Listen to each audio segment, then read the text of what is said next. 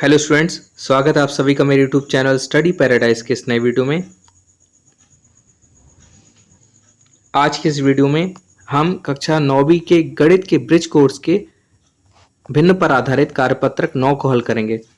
तो बने रहिए वीडियो के अंत तक। और यदि आपने मेरे चैनल स्टडी पैराडाइज को अब तक सब्सक्राइब नहीं किया है तो चैनल को सब्सक्राइब करें और बेल आइकन को ऑन करें ताकि आने वाले सभी वीडियोज़ के नोटिफिकेशन आपको मिल सकें।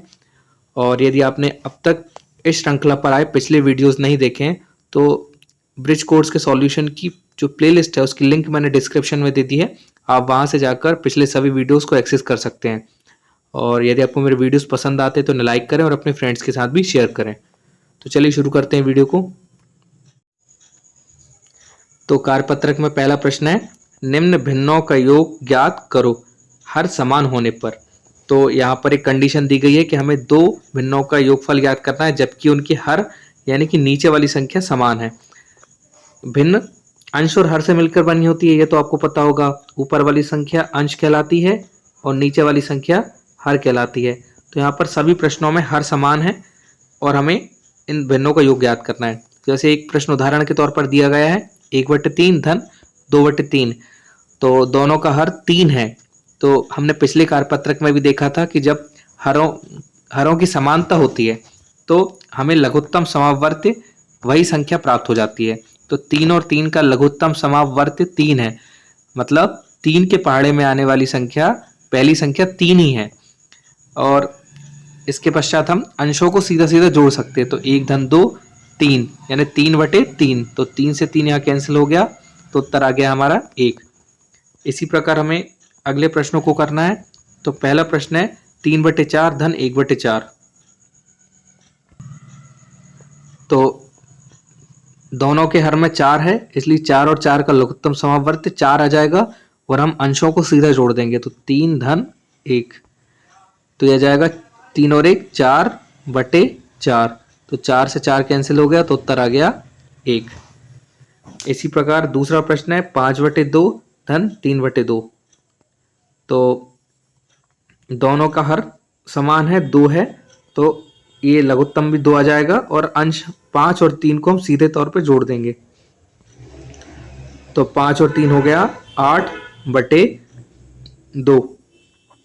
तो हम 2 और 8 को दोनों को ही हम 2 से काट सकते हैं। तो 2 को 2, 2 चौके 8, तो उत्तर आ जाएगा 4। अब आते हैं प्रश्न क्रमांक 3 की ओर। प्रश्न क्रमांक 3 है 4/3 धन 2/3। तो दोनों के हर में समान संख्या है, तो 3 और 3 का लघुत्तम समावर्ती 3 ही होगा और अंश सीधे जोड़ जाएंगे। तो 4 धन 2, तो यह जाएगा 4 और 2 6/3। तो हम 3 से दोनों संख्याओं को भाग दे सकते हैं या विभाजित कर सकते हैं या काट सकते हैं। तो 3 को 3, 3 दूनी 6, तो उत्तर आ जाएगा 2। अब आते हैं अगले प्रश्न की ओर। प्रश्न क्रमांक 4 है 4/5 धन 1/5।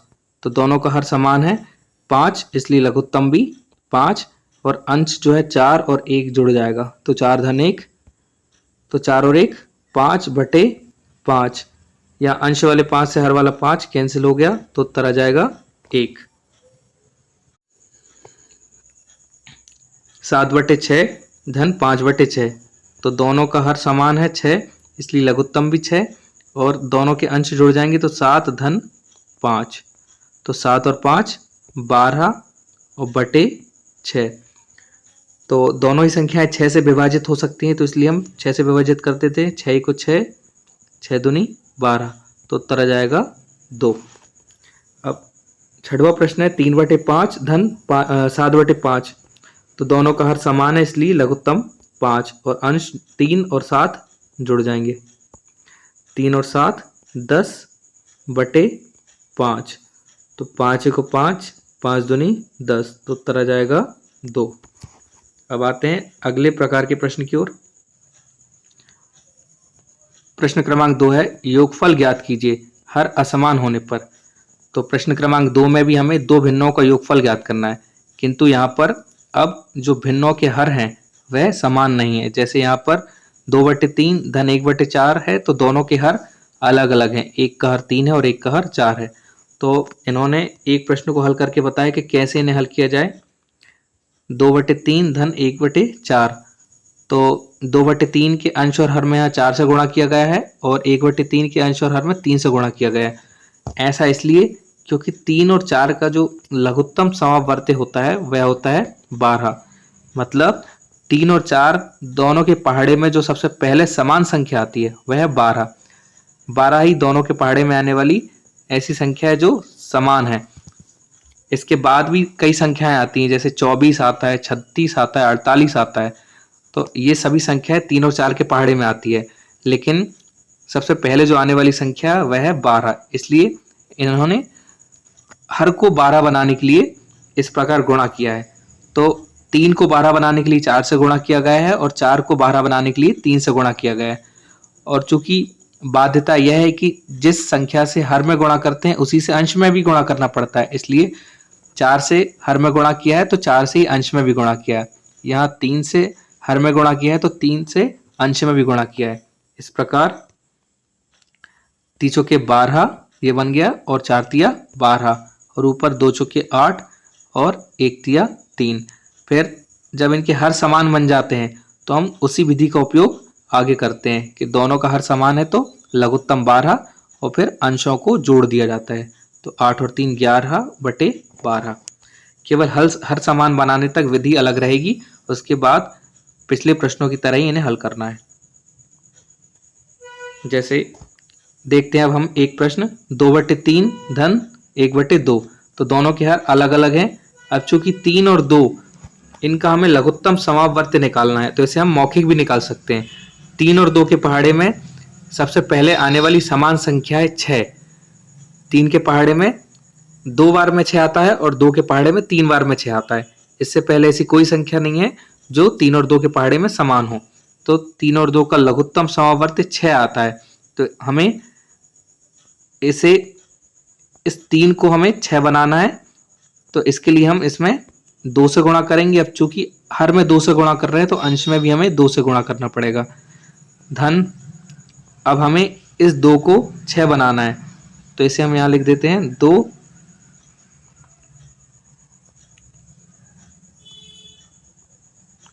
2। अब चूंकि इसे हमें 6 बनाना है तो अब हम इसमें 3 का गुणा करेंगे। अब हम हर में 3 का गुणा कर रहे हैं तो अंश में भी हमें 3 का ही गुणा करना पड़ेगा। हल कर देते हैं इसे। 2 दूनी 4 बटे 3 दूनी 6 धन 1 तिया 3 बटे 2 तिया 6। अब आप देख पा रहे हैं दोनों के हर समान हो गए हैं, 6 हो गए हैं। तो इसे आगे हल कर लेते हैं।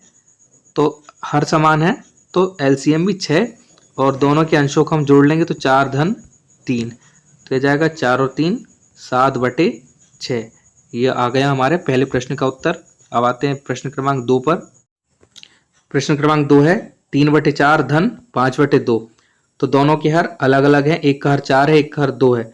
तो हमें इन दोनों को समान बनाना है। तो 4 और 2 का जो लघुत्तम आएगा वह आएगा 4। 4 ऐसी सबसे छोटी संख्या है जो 2 और 4 दोनों के पहाड़े में आती है। 4 के पहाड़े में 4 एक बार में और 2 के पहाड़े में 4 2 बार में। तो हमें दोनों ही संख्या को, दोनों को ही हर को 4 बनाना है। तो ये तो 4 पहले से ही है तो इसलिए हम इसमें केवल 1 का गुणा कर देंगे अंश और हर में। धन जो 5/2 है इसके हर को हमें 4 बनाना है, तो इसके लिए हम हर में 2 से गुणा करेंगे तो अंश में भी 2 से ही गुणा करना पड़ेगा। अब इसे हल कर लेते हैं। तो 3 को 3 बटे 4 को 4 धन 5 दूनी 10 बटे 2 दूनी 4। दोनों के हर समान हो गए हैं, 4 हो गए हैं। तो इसे हम वही विधि से जोड़ लेते हैं। 4 और 4 का लघुत्तम 4 और अंशों का योग 3 धन 10। तो यह जाएगा 13/4। आते हैं अब प्रश्न क्रमांक 3 के हल की ओर।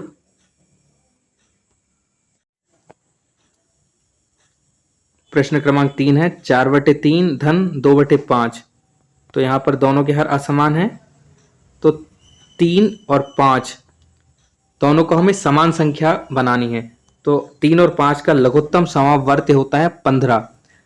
15 ऐसी संख्या है जो 3 और 5 के पहाड़े में सबसे पहले समान रूप से आती है।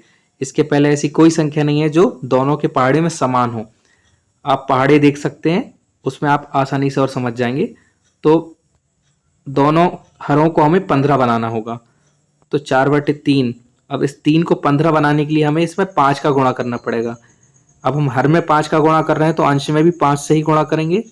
धन 2/5। हमें हर वाले 5 को 15 बनाना है तो इसके लिए इसमें 3 से गुणा करना पड़ेगा। अब हर में 3 से गुणा कर रहे हैं तो अंश में भी 3 से गुणा करेंगे। अब हम इन्हें हल कर लेते हैं तो 4 पंजे 20 बटे 3 15 धन 2 तिया 6 बटे 5 तिया 15। दोनों के हर 15 हो गए हैं तो 15 और 15 का लघुत्तम 15 और अंशों को जोड़ देंगे तो 20 धन 6। तो 20 और 6 26 बटे 15। ये हुआ प्रश्न क्रमांक 3 का हल। प्रश्न क्रमांक 4 के हल की ओर आते हैं। प्रश्न क्रमांक 4 है 7/2 धन 11/3। तो दोनों का हर अलग अलग है, असमान है। तो 2 और 3 दोनों को हमें समान संख्या बनाना है। तो 2 और 3 का जो लघुत्तम समावर्त्य है वह है 6। यानी 6 सबसे छोटी संख्या है जो 2 के पहाड़े में भी आती है और 3 के पहाड़े में भी। इससे छोटी और कोई संख्या नहीं है। तो 7/2 हर को हमें 6 बनाना है तो इसके लिए हम हर में 3 से गुणा करेंगे। 2 तिया 6। अब हर में 3 से गुणा किया है तो अंश में भी 3 से कर देंगे। धन 11/3 दूसरी भिन्न हो गई। अब इसके हर को भी हमें 6 बनाना है तो 3 को 6 बनाने के लिए इसमें हम 2 से गुणा करेंगे। 3 दूनी 6। अब हर में 2 से गुणा किया है तो अंश में भी 2 से गुणा कर देंगे। 7 तिया 21 बटे 2 तिया 6 धन 11 दूनी 22 बटे 2 तिया 6। दोनों के हर समान हो गए 6। तो 6 और 6 का लघुत्तम 6 ही आएगा और समान हर होने पर हम अंशों को सीधे जोड़ देते हैं। तो 21 धन 22। 21 और 22 हो जाएगा 43 बटे 6। ये हमारे प्रश्न क्रमांक 4 का उत्तर। अब बढ़ते हैं प्रश्न क्रमांक 5 के हल की ओर। प्रश्न क्रमांक 5 है 12/5 धन 3/4। तो 5 और 4 दोनों का हमें लघुत्तम समावर्त्य निकालना है। तो 5 और 4 दोनों के पहाड़े में आने वाली सबसे जो छोटी संख्या है जो समान है वह है 20। 20 ऐसी सबसे छोटी संख्या है जो 5 के पहाड़े में भी आती है और 4 के पहाड़े में भी आती है।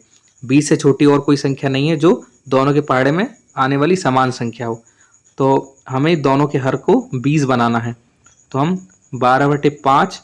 अब इस 5 को 20 बनाने के लिए हम इसमें 4 से गुणा करेंगे। 5 चौके 20।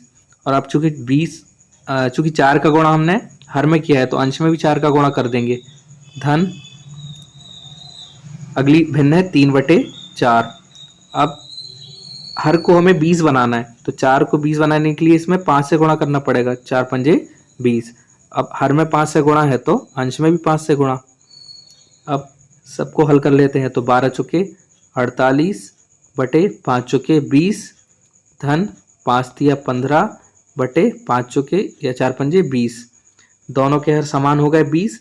तो 20 और 20 का लघुत्तम 20 और अंशों को जोड़ लेंगे तो 48 धन 15। ये पेज नंबर है। तो 8 और 5 13 की 3 हासिल का 1 और 4 और 1 5 और 1 6 यानी 63/20। यह रहा हमारे प्रश्न क्रमांक 5 का हल। अब आते हैं प्रश्न क्रमांक 6 की ओर।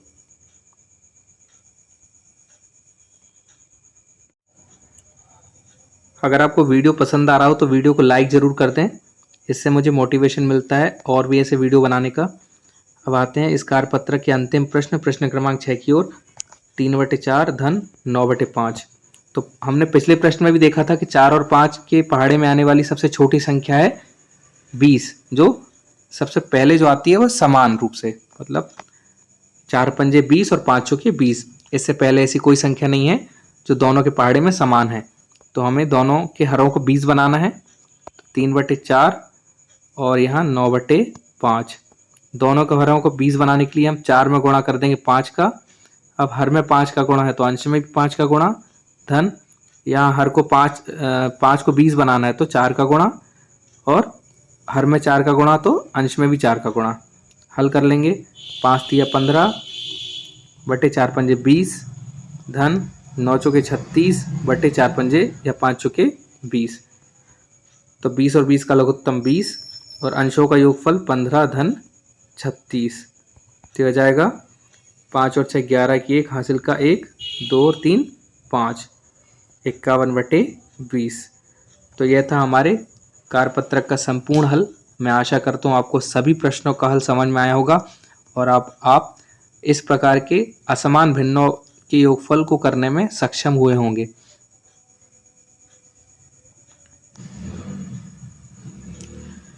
तो ये रहा हमारे कार्यपत्रक का संपूर्ण हल। मैं आशा करता हूँ आपको सभी प्रश्नों का हल समझ में आया होगा और आप असमान हर वाले भिन्नों को योगफल करने में सक्षम हुए होंगे। तो इसी आशा के साथ आज की वीडियो में बस इतना ही। मिलते हैं अगले कार्यपत्रक के हल के साथ अगली वीडियो में।